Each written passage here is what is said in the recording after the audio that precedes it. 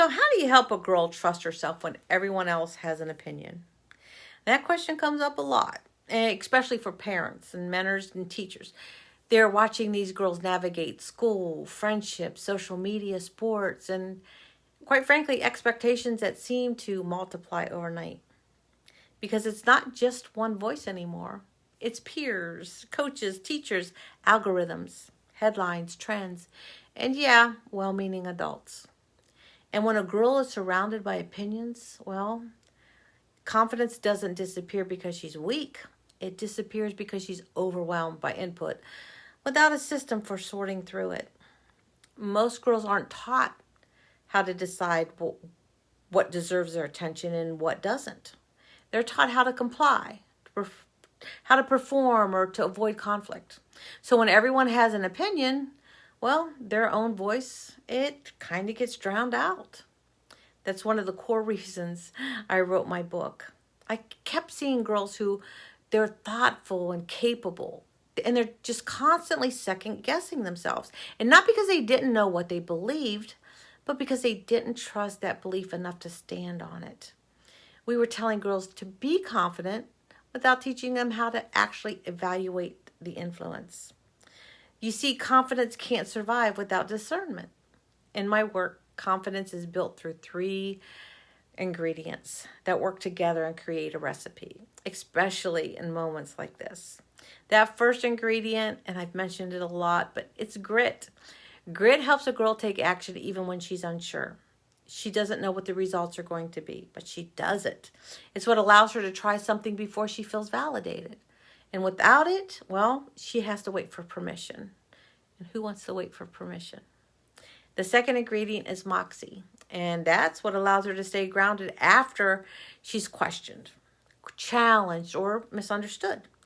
It's the ability to keep going and being herself without constantly recalibrating herself to please everyone else. And then, of course, the third ingredient, which is my favorite, is critical thinking, which is needed now more than ever. This is a skill that protects a girl's sense of self. Critical thinking teaches her to ask, who is this advice for? What's the motive here? Does this align with my values or someone else's expectations? And without this skill, confidence becomes a reactive instead of intentional. When girls don't learn this, every opinion feels equally important. Every comment, it feels personal, and every trend feels urgent.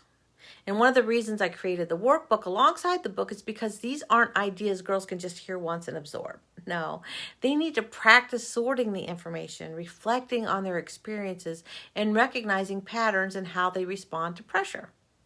Confidence grows when girls can pause instead of panic, when they can think instead of reacting, and when they can decide instead of default. And sometimes they just need reminders. Small, simple cues that bring them back to what they already know. Not motivation, just grounding. This isn't about teaching girls to ignore the world. No, not at all. It's about teaching them how to engage with it without losing themselves. For the adults supporting them, well, this takes pressure off too. You don't have to shield girls from every influence. You just have to help them build the skills to evaluate influence wisely. Confidence is built this way. It doesn't depend on approval. It doesn't collapse when opinions clash. And it doesn't disappear when a girl stands alone in her thinking. What it does is it grows stronger because it's anchored.